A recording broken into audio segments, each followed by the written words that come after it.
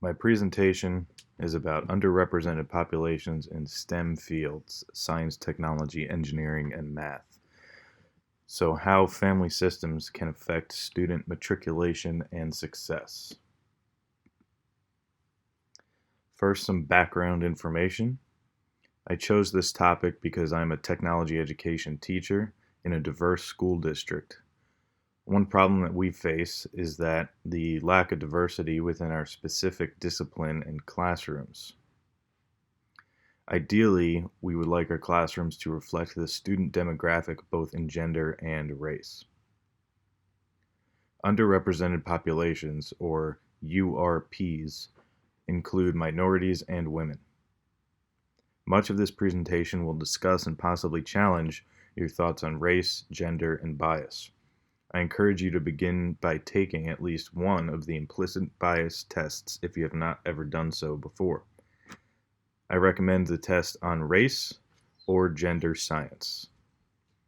These are some screenshots from the implicit bias race test.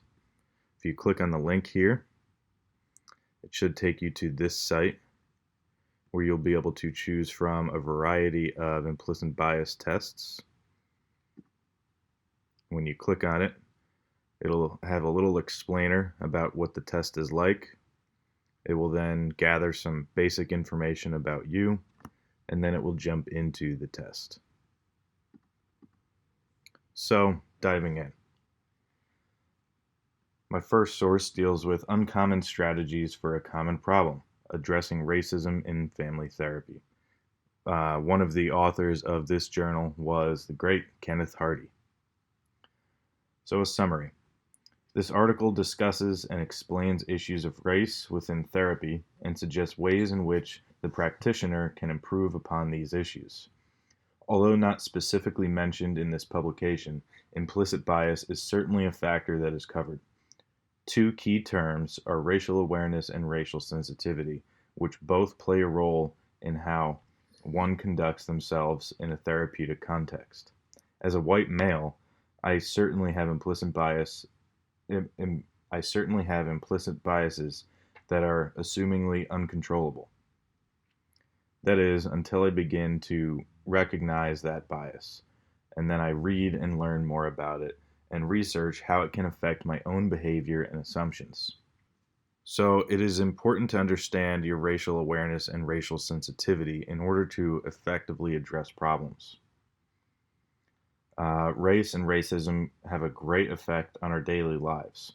If a therapist, whether white or a minority, is perceived by the client to be aligned with a white ideology, the client will be less willing to disclose the ways in which racism affects them and creates problems in their life. On the flip side, white practitioners are less likely to follow up on or defend problems about race when they are working with a client of color. Racial awareness is the ability to recognize that race exists and it shapes reality in inequitable and unjust ways. Racial sensitivity is the awareness that turns into action. Essentially, it means that not being a bystander to even subtle racial injustices. So, personally, I take issue with this idea. I had an African American student this year that constantly had problems with teachers. He always complained that there were subtle issues of racism among these teachers, and he would even cite exact examples of this. Oh, this teacher did this because they're so racist. This teacher did this because they're racist. However, I treated him with as much respect as I could offer. I gave him guidance, respect, kindness, and allowed for some questionable classroom behavior on the defense that maybe there was a cultural norm that I didn't understand fully. If there was an issue, I spoke to him man to man to address the issue. This kid appreciated me so much that he even gave me the N-word pass. Of course, I didn't use it. With all of that said, I experienced his same behaviors in my class, regardless of the racial sensitivity that I placed on every situation. So, I challenge that the true issue, or what I challenge what the true issue may be. Are students of color realizing this quote unquote card that they have in their back pocket that they could make their life easier and help get away with things? Are they looking for an excuse to slack off? Or are they legitimately experiencing these subconsciously racist moments? I should mention that this is not to say that I do not side with my black students on occasion. When they're right, they're right. There are instances where their anecdotes do appear to be racist, and they certainly have a point and reason to be upset. However, I think that there's a disproportionate occurrence of some ill perceived actions. So it is important to understand your racial awareness and racial sensitivity in order to effectively address problems. The beginning stages of racial awareness demonstrate as understanding of the simplistic view of pro-racist ideology, which supports the belief that whites are superior. The advanced stages of racial awareness include a deeper understanding of the specific ways in which a pro-racist ideology shapes reality. The racially sensitive practitioner will actively challenge attitudes, behaviors, and conditions that create or reinforce racial injustice. They will anticipate how others may think and feel racially and to adjust and accommodate one's behavior accordingly. They will maintain empathy and the ability to relate across races. They must make others feel understood regardless of race. For many practitioners, teachers, or other related professions, this presents a systemic issue due to the fact that most people in the United States are white. This means that most people of color will have had interactions with white people, but white people may not have had interactions with people of color. Those people of color that have had interactions with white people will have been exposed to culture and will be able to understand commonalities. The same cannot be said for white people that have not had a chance to interact with many people of color. Personally, where I grew up, I only had one black student in my grade, maybe two Hispanic students in my grade, so I did not have a lot of diversity growing up, which is why I enjoy studying this topic. Skills and strategies that are mentioned within the journal deal with personal growth and education. Strategies to develop a greater sense of racial awareness and sensitivity include reading publications, books, and watching movies that deal with race. These can be a digestible glimpse into racial issues. In my digital media class this year, we watched The Green Book and Hidden Figures, and we had discussions about how race and gender influenced the story, both the real life story and the way the directors told the story. There was actually one issue in Hidden Figures that one of our female students brought up. There's a scene where the white NASA director smashes the colored bathrooms sign and knocks it down. We found out that this didn't happen in real life, and it was added in by the director as a way to show a turning point in the culture of NASA. Students described this scene as another white man propping up underrepresented populations. So the white man had rescued the black women, so to speak. We also learned that the director of Hidden Figures was a white male. It could be reason why that scene made it into the movie. You can also attend and participate in cross-racial and cultural events in order to gain an appreciation for diverse communities and cultures. I've attached a TED Talk-esque video that discusses how children perceive race and what we can do about it. Also, work through a racial awareness and sensitivity process through exploring your own racial identity.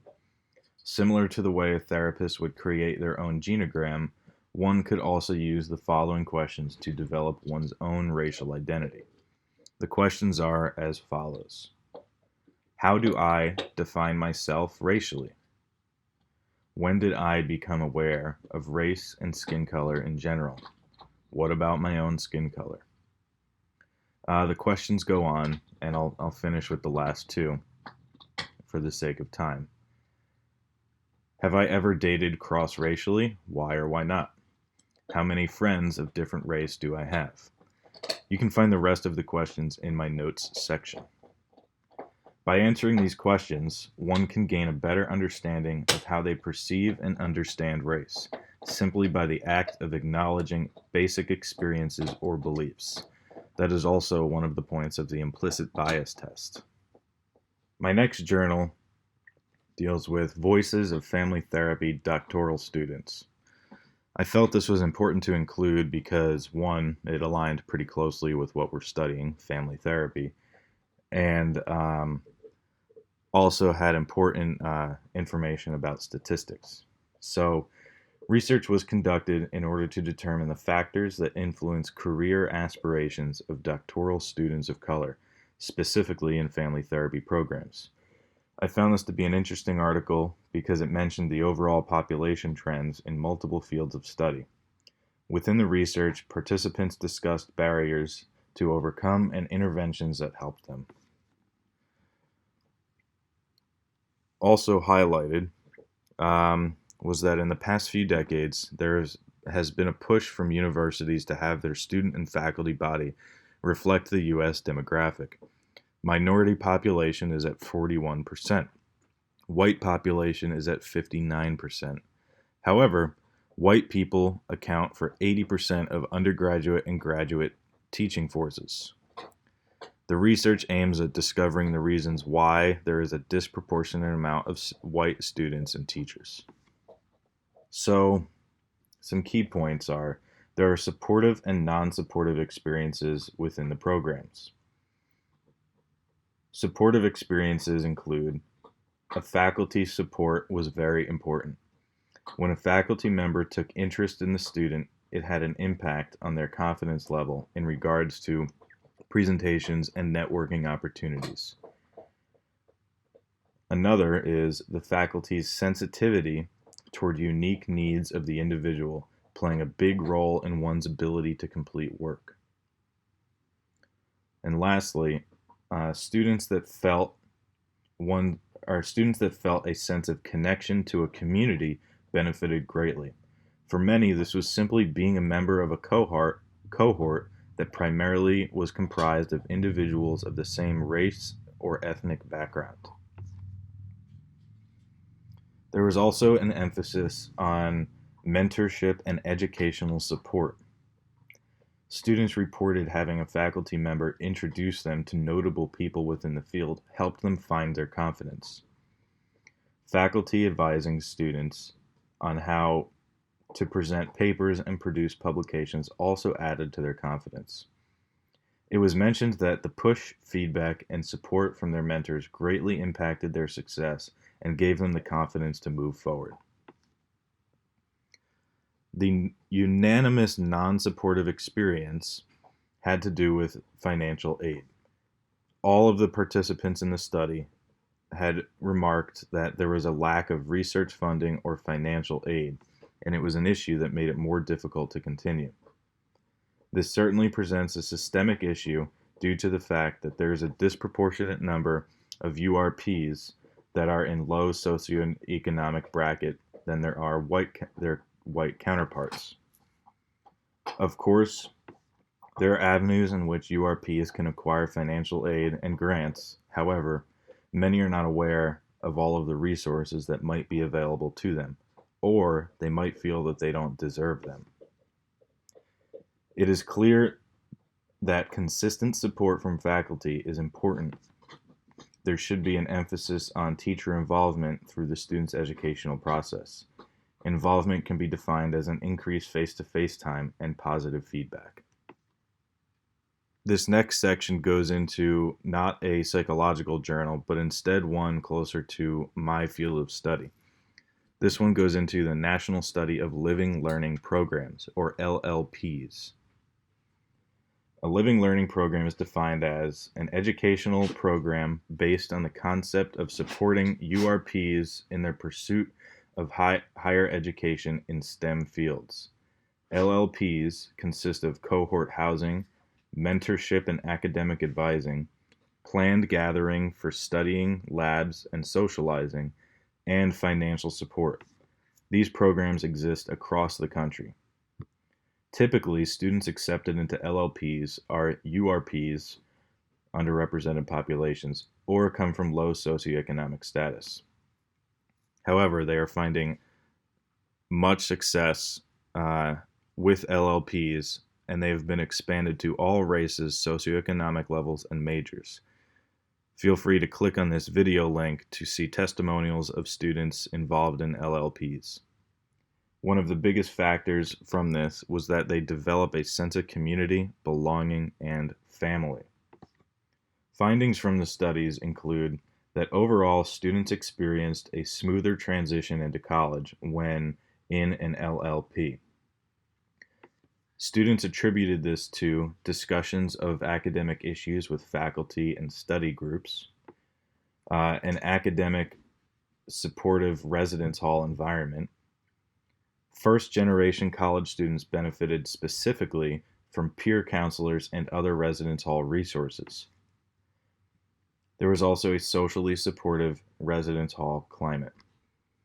So with all that said, it's clear that students need to have a sense of belonging and academic support within their housing. Learning outcomes, as reported by students, are as follows. They enjoyed challenging academic pursuits due to the LLP. Students reported an increased enjoyment of rigorous academics due to their discussions of academic issues with faculty and discussions of social and cultural issues with peers. Issues included human rights, multiculturalism, and personal beliefs. So having the chance to express these concerns definitely helped their education. It is clear that merely having an outlet to discuss such topics can greatly impact the growth and education of a student. Next was intellectual growth. Interactions with diverse peers can be attributed to cognitive growth. By participating in more open-minded discussions, they are able to be more open and accepting of new ideas and concepts. Lastly was the sense of belonging. Everyone certainly benefits from the sense of belonging. However, when white LLP students were compared to minority LLP students, it was found that whites benefited more from the academic supports, whereas their minority counterparts benefited greatly from the sense of belonging and increased their success. So students of color need a sense of belonging. They must see themselves in the classroom. White educators or therapists may find it difficult to relate or maintain relationships with URPs. In my school, we struggle with this as well. So in conclusion, students of color seem to need a sense of belonging. This sense of belonging can be achieved in multiple aspects. One way to create a learning community that reflects their background, family, beliefs, and academic pursuits.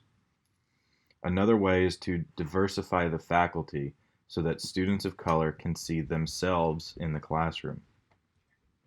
What is difficult to grasp with this concept is that much of it comes down to perception. What I've discovered is that many black students will feel discouraged to pursue a major because it is dominated by white students, they do not have supportive teachers of their skin color, or they feel unprepared for that major.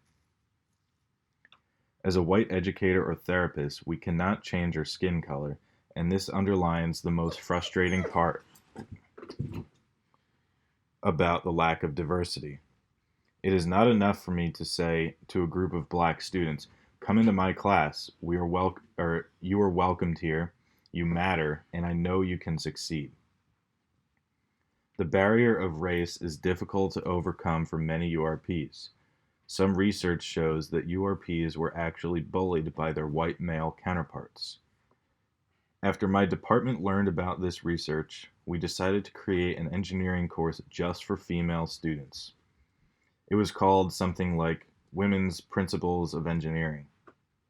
We advertised it to the students and we asked school counselors to do the same. No one signed up for it. And we realized, how the hell could you have a women in engineering class taught by a man? That just doesn't make sense. How many feminism studies professors do you know that are male? Our department also went to Cornell to talk with their engineering admissions department because they had nearly 40% female and minority populations. Through rigorous recruitment efforts, they were able to increase their URP populations from 10% to 15%, then 16%, then 17%. And once they hit 20%, they started increasing drastically. Their problems started to take care of itself, and their demographics started to grow closer to a balanced population. What we as white practitioners can do is to study minority cultures and heritages, spend time with minority groups, and participate in cross-racial and cultural events. We must take the steps to educate ourselves and how we can make others feel more welcome. I feel that this ties directly into what we have been studying, and it reminds me of our work with genograms. One of the things we have to start with when doing a family genogram is to make our own before we work with a client. I think the same is true for dealing with race and other cultural minority issues.